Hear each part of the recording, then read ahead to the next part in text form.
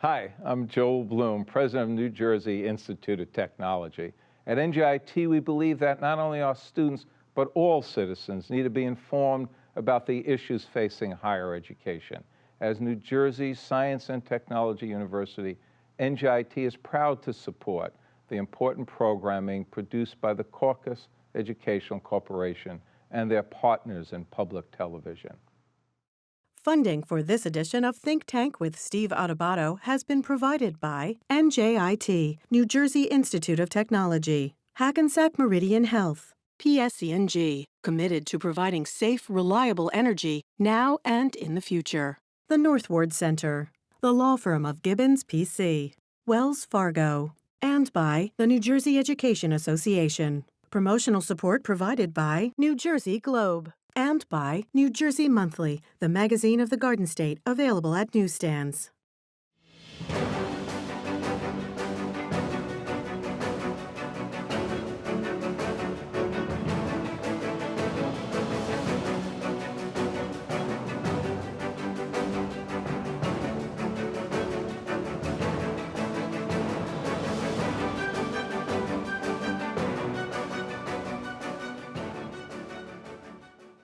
I'm Steve Adubato. This is Think Tank, and behind me, something pretty amazing is going on. It's called the Voice Summit, but it's actually Voice Summit 2 here on the campus of NJIT. Last year we were here. It was exciting last year, but this year there are not only more people here, but there's a lot more going on, more presentations, more panel discussions, more fascinating people. And that's what Think Tank is looking at. This whole question of voice technology, what is it? And more importantly, what does it mean to you? We have a great panel to break this down. We have Pete Erickson, joined us last year, CEO of Modev and the organizer of the Voice Summit. Thank you for joining us, Pete. Great to be here. David Isbitsky is Chief Evangelist at Amazon Alexa, a little company that is very much involved in this in all seriousness. Are they one of the sponsors? The sponsor. Yeah. And we'll also get into what an evangelist means. And finally, Martijn Vanderlee is Director of Social Media at KLM Royal Dutch Airlines. You made a big announcement today. We'll talk about that in a minute. Okay, break this down, Pete. We were here last year. You were great in sitting down and talking with us. This is bigger. Oh, yeah. It's more. There's more energy. Yes. There's a lot more going on. Why does it matter even more? What you're seeing is an industry actually form before our eyes, and you're watching the technology industry transform. We're moving from the era of tapping, swiping, and pinching into the era of conversational interaction, using our voice to do things where we used to look at a phone. Last year, things were building, momentum was building, there was a lot of interest. But this year, things have only gotten bigger, and Amazon, our friends over here, just had Prime Day, sold out of all their Echoes and Echo Dots. There is a huge demand for conversational assistance, huge demand for using these things in our cars, and what you see today are all the people that are building those skills, those actions, those capsules, whatever they're called. Yep. Those are being built here. By the way, you can tell this is being done live because there's all kinds of audio, voice-related technology being tested out or being demonstrated or displayed to folks here. So we're not stopping. We're just going right through. David, let's get this out of the way. Sure. Chief Evangelist at Amazon Alexa, define it. Yeah, so it's inside the tech sector. The role of evangelist has been around a little over a decade. You see a lot in Silicon Valley, and it's basically, the whole idea is an educator or an advocate. When something new comes along, what does this actually mean? How do I use it? How do we make it better? And so I have one of those, and I've always had, now almost going on 15 years, these really interesting roles where I just go out, get to help people, explain what that new technology wave is, hear all anecdotal stories of how they're using it in their lives, and then going back to the developer and the engineering teams and all the computer scientists and saying, we need to do this better. We need to create this thing, and these are the impacts, and this is how it's moving forward. Why Amazon Alexa all in as a lead sponsor here? Why? Because we believe that voice is the next major disruption. Why do you have to use the word disruption? By the way, and that's a positive thing. Yeah. Break that down. So, voice gives certain affordances that we've never had in technology before, in that we all learn to speak even before we can read and write. And I've never been part of a technology wave like this where my kids are as excited as my parents. They didn't have to learn anything. Like, I see my dad who my mom still prints out emails for him. He thinks like photos. Hold on, she's not the only one, but go ahead. But yet he pulls up songs from 40 years ago with Alexa. I'm not there. He's having conversations. And as a kid who grew up as that desktop wave of computers came, Commodore and Apple, and then Microsoft came along, I was so excited and passionate about that. But yet I would go talk to my parents and they would say, well, I have no idea what you're talking about, right? And there's always been that divide. And we're finally at a point now, through machine learning, through cloud, and through things like natural language understanding, where Alexa can understand intention. It's not just the words you say. You say, play a song, you don't even remember how you asked for it, but it's the intention of that song. That's what's got me excited. It's that inclusiveness that brings everybody in. You mentioned inclusiveness. Martine, let me ask you, the term access is being used a lot here at the Voice Summit. We're here at NJIT, the campus of NJIT. This is the second annual Voice Summit. Access. David talks about making it available to folks. Is it accessible? Is the voice technology that is important to improve the quality of our lives? Loaded question, I know. Is it accessible to the people who need to have it be accessible? Well, it really depends on how you look at it. For us, there's even one step, I would take one step even back to break down this question. So it's a question on how do we look at artificial intelligence? And I hate to do this, could you Yeah. define artificial intelligence for those who may just be hearing the term? So maybe in this context, there are many different applications or ways to use artificial intelligence. The way we use it for voice is it's a way of training machines to become smart. I'm trying to make it as simple as possible, and by understanding natural language. So using computers to understand what you're saying and give the best possible answer in return. So automating a conversation. And that is a completely different way of thinking, especially if you look at how you do business or how you interact with companies. Is social media a key part of this? To some extent, definitely, because, if you look at messaging, part of social media, so Messenger, WhatsApp, messages from Apple, a lot of these conversations can be automated by using artificial intelligence. Automated? Automated. The conversations? The conversations. You're talking to someone who lives and dies in interpersonal, face-to-face, sit across from the table, communication. Where are we in that? Where are human beings? That's exactly the big question. So how do humans and technology interact with each other? How do we make sure that we use AI in such a way that we take away those tasks that are actually too mundane, too simple, where you don't want to be thinking about, that take a lot of time, but where you actually want to have the human touch to make the conversation better. So we want to make sure that humans can do their job to the best of their ability and make sure that computers take away the simple stuff. And when we talk about access, that's of course the purpose or one of the many purposes of this technology.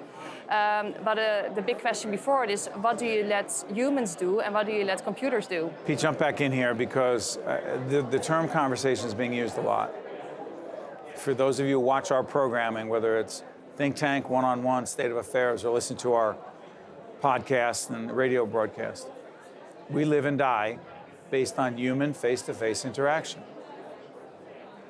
Is this Voice Summit, on some level, examining the question of how to replace human interaction and conversation with technology that makes it somehow more accessible, more efficient, more profitable? I loaded again, I know. Yes. But I'm wondering where the human piece is. Yeah, but the answer to that is no. We're not trying to replace humans. We're actually trying to enhance the human experience and what we do and how we connect. And if you look at this conference, you'll see a lot on accessibility here and how this transformation of industry is actually making the world more accessible. Give us an example. Oh gosh, so many. One that people say. We have the Federation for the Blind here, and now they can use voice assistants now so effectively in their daily lives, whether they're programming a computer or just trying to do things around the house or in transportation or in their headsets. There are actually headsets now that can guide blind people around using voice interaction, where they can talk to the cloud and make their way around and be told what they're looking at. It's so interesting because so many of the folks here, David, are entrepreneurs. They're involved in startups. So lots of folks listening and watching right now will be thinking, okay, the connection between voice and business, voice and entrepreneurism, voice technology and making money. Fine. It's a capitalist country. But what I hear your colleague talking about, Pete says, this is voice for good.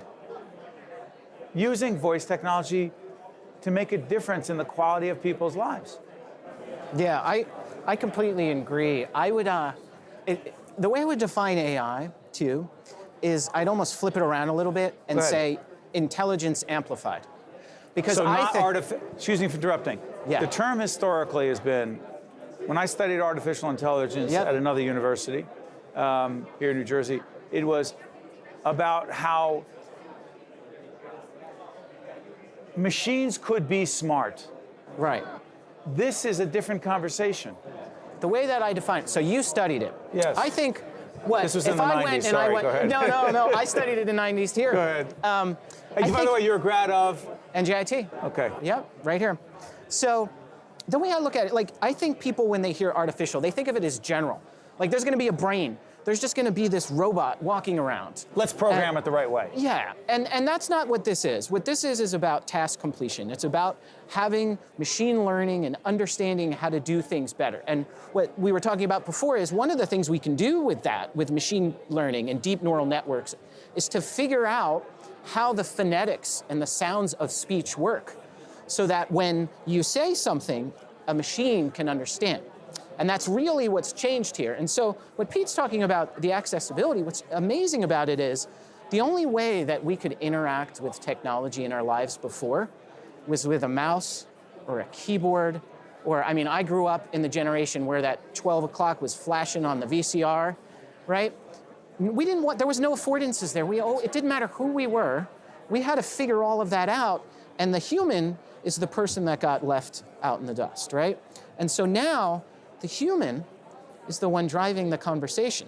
I like to talk about like web and mobile. Think of that as highways, web and your mobile, so your phone. And you probably feel this way too. It's like guardrails, it's a highway. You know what you want when you open that mobile app, but you've got to follow this highway and you got to go on the on-ramp. Oh, and this is the button so I can go talk. What if I go off the ramp? You can't. Right? Or the app crashes, or what do? You wind up saying, where's that number so I can just call someone. And that's always and fun. talk to another human being. And this is different. What this is about is getting back to that. In fact, I've been fortunate enough, I've been with the team since 2014. And just in that 5 years, to see what's really shown through for me is people again. It's technology getting out of the way. Think of voice like what HTML is. It's just the vehicle that we're using to get to all these other things.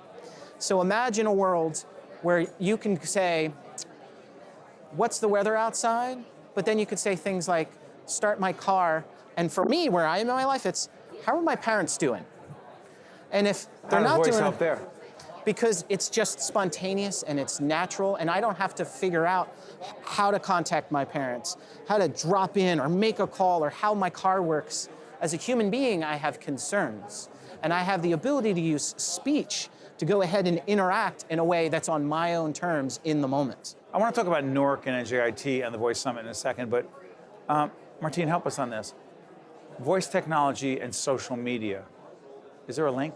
Oh, absolutely. Well, the way we look at social media is really about, or the way we look at social today is not so much Facebook and Twitter and Instagram, but it's having conversations with each other on any kind of platform. So that could be indeed with your friends on Messenger. It could be on Instagram, but we have the traditional social where you post a picture of what you're doing. We have the private channels like Messenger, and we have new channels such as smart speakers that we are now exploring and discovering and to find out how that works. And for us, it's really about this conversation, how to have the most valuable conversation with each other, and in the case of KLM, when you have to talk with a brand. Yeah. When we come back, I promise we're also going to talk about this question. Why Newark? Why the New Jersey Institute of Technology? Why are they here? And it's not just because David was is an alum here. There are other reasons as well. This is Think Tank. We'll be right back. To see more Think Tank with Steve Adubato programs and to listen to Think Tank with Steve Adubato, the podcast, visit us online at steveadubato.org. If you would like to express an opinion, email us at info@caucusnj.org. Find us on Facebook at facebook.com/Steve Adubato, PhD, and follow us on Twitter at Steve Adubato.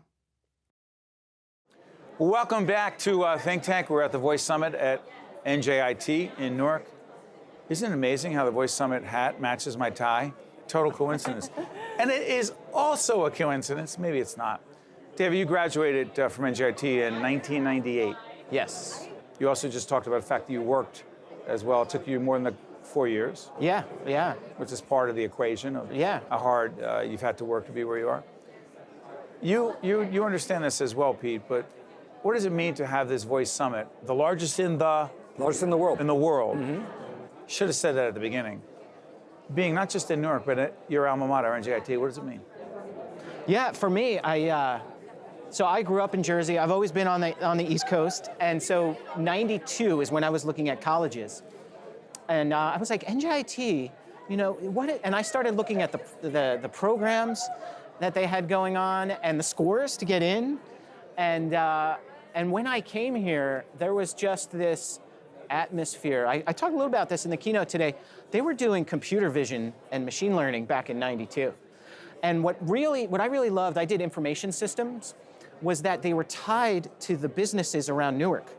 So the reason it took me 6 years is that I, through a co-op program, started working with Johnson & Johnson. And I would work, and then I would take courses at night. And I've always been a firm believer in that, especially in technology. It's about getting your hands dirty, right? It's as much a trade as it is academic. And I feel like you learn about people and how organizations work while you're going to school. Was it when a you have richer that. experience? Sorry for interrupting. Was it a richer experience? Oh yeah, it was an incredible experience. In fact, I wound up working for Johnson & Johnson right after school. And so the NJIT has always been part of that community. It's always been part of New Jersey. But coming back here, come on. I mean, the biggest, Pete just said it, the biggest in the world? That's got to be a thrill. Well, he can speak to that because I know he actually had bids from all over. Oh, did you know his connection? No, I did not. Come on, seriously. Let me tell you the story. It's great. And I'll make it really quick. Go for it. So when we finally had awarded Newark the place where this was going to be, and here at NJIT in this beautiful new Wellness and Event Center. Well, it came down to 4 cities, Newark, New York, Philly, and LA. And it was very close. We were really, really close. It was not easy, but we decided on Newark, and we were going to the press conference with the mayor, and I told David on my way to the press conference, because we weren't releasing this news yet, and I told him, I said, guess what, we selected Newark and we're hosting at NJIT, and he texted me right back and he said, I'm an alumni from NJIT. Yeah. You made the decision without knowing. Without knowing that he was an alumni here, and we had already selected him as our opening keynote. All by coincidence. Serendipity, Boom. Just like, it was really cool. What do you think it means for this institution and this city? City I was born and raised in, many of us were growing up in Brick. Think about it, it's called Brick City. Yeah. Right. It's the Voice Summit. Right. That's pretty interesting when you think about it. Go ahead. Yeah, I would tell you, it's less about us and more about all the hard work that's happened here. Newark is a city in transformation. This university is elevating and getting recognized for that, and coming up as one of the top, universities in the country for engineering. So the fact that we're here is a reflection of all the hard work that's gone on before us. And this is a natural thing to have happen then when all that hard work happens. So I'm excited for Newark, and I'm excited for NJIT to see more events coming to town, more companies moving in, and just more and more innovation. For those of us who do most of our work in and around Newark, we're partners with the public broadcasting system, the PBS station in New Jersey, NJTV. We do virtually all of our productions out of there. So we're Newarkers. We appreciate and understand the history of this city, and probably even more the significance of this Voice Summit being right here. My question to you is, first of all, I don't believe you were born and raised in Newark. No, not at all. Okay, it's an accent. It's a Jersey Maybe thing. the accent. Yeah. You think you have a Jersey accent? No, not at all. Oh, just no, checking. the reason why not. What's your sense of this city? The sense, well, unfortunately, I got here this morning at 4 a.m. So And then you got right up to speak. So I got right up to speak. What do you hear about the city? What I've heard about, well, not so much yet. So actually, I have a couple of hours today, and I want to go into the city and get to know it much better, because that's the nice thing about being able to be at conferences. You also get to know the city. Absolutely. By the way, real quick, I gave you short shrift on that. There was an announcement today. Yes. You and your colleagues talk about that? Yes, absolutely. So what we just discussed now, the importance of humans in conversations, obviously, but also if you enter automation, robots, that human connection becomes ever more important. So what we did at KLM, what we felt is that if we have a presence on Amazon Alexa, if you can speak with KLM on an Alexa or via your Google Home, it sounded extremely robotic, and the human part was completely out of the conversation. So what we announced today is that we will be developing the KLM Voice. The what? The KLM Voice, the voice of KLM, with our employees. So 20 KLM employees are recording their voice. They are service experts, so they are in our customer service organization. They know what's important in having a good conversation between a traveler and an airline, and how to help our passengers the best. And they become the voice of KLM.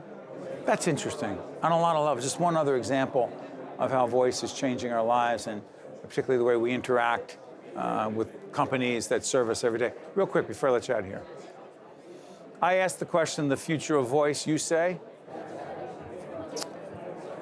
Personal.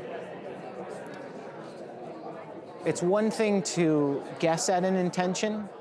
It's another thing to know me and my preferences and the things that I like, because we don't always say what we intend. And I think as we go more and more into the future, it'll be that. It'll be, I come home, it's been a rough day, and I say turn on the lights, but they're not normal lights.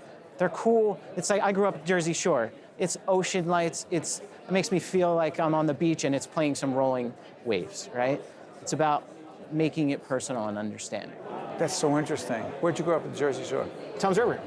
Tom's River. Just right where the Stewart's is, right before the bridge for Seaside Heights. So you know what it is? Tom's River is famous for winning the Little League World Series and having David Itzbitsky as the as the evangelist. Way better people from there than I'm me. just saying, that's two big deals.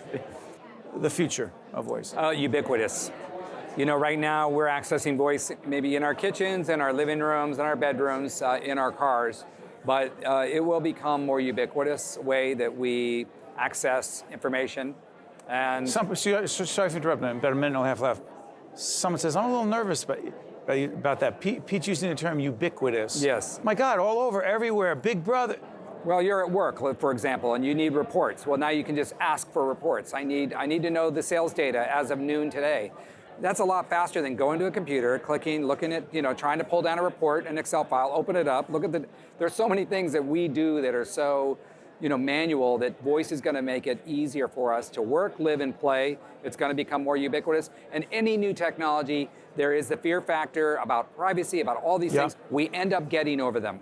By the way, a real quick point on that. As part of the series of interviews that we're doing an in-depth interview with a lawyer who specializes in issues of privacy, confidentiality, right? So Pete just mentioned that whole question of confidentiality. How do I know that my information, my financial information, my personal information is being protected? We are, in fact, going to be examining that with a lawyer who specializes in that area. 1 minute left on Think Tank. Let me ask you, Martine, the future of voice technology is? I'd say better listening. So speaking less, listening better. Voice has the potential to make things much more frictionless. It becomes much easier to communicate with each other, to communicate with businesses. It will take away a lot of unnecessary steps in a lot of processes that make life actually very complex. Voice has the potential to make it much simpler, and by that we will have a much better conversation. And the human component does not get taken out of this, right, David? Absolutely. It's at the center of it. At the center of it. Well, I'll tell you what. I've been looking forward to this conversation. We've been talking to the folks at NJIT for a long time about this, and we knew when we heard you were coming, we thought, let's do this. This is a different conversation than we had last year. It's more advanced. There are more challenges, more issues, more opportunities. more areas for us to cover. It's exactly why we created Think Tank, and I can't imagine a more distinguished, thoughtful, and compelling panel than this one here at the Voice Summit, the second one. Thank you all, we appreciate it. Thanks for having me. Thank you for having Happy us. to be here. I'm Steve Adubato. This has been Think Tank from the campus of NJIT at the Voice Summit. But as we always say this, even when it comes to voice, we have the conversation here at Think Tank, but the most important thing is that you think for yourself. We'll catch you next time. Think Tank with Steve Adubato has been a production of the Caucus Educational Corporation, celebrating over 30 years of broadcast excellence. Funding for this edition of Think Tank with Steve Adubato has been provided by NJIT, Hackensack Meridian Health, PSE&G, the Northward Center, the law firm of Gibbons PC, Wells Fargo, and by the New Jersey Education Association. Promotional support provided by New Jersey Globe and by New Jersey Monthly. Transportation provided by Airbrook Limousine, serving the metropolitan New York, New Jersey area. I think at NJIT there are a lot of smart students. I came to NJIT for mechanical engineering because with in-state, it's one of probably the top 3 schools for engineering. It sort of creates a friendly competition where you can learn from them. It's a great academic school. I feel I'm being challenged, but at the same time, I love the classes I'm taking. The atmosphere of being here is like being at an upstart company. It's that same kind of drive, that same kind of passion.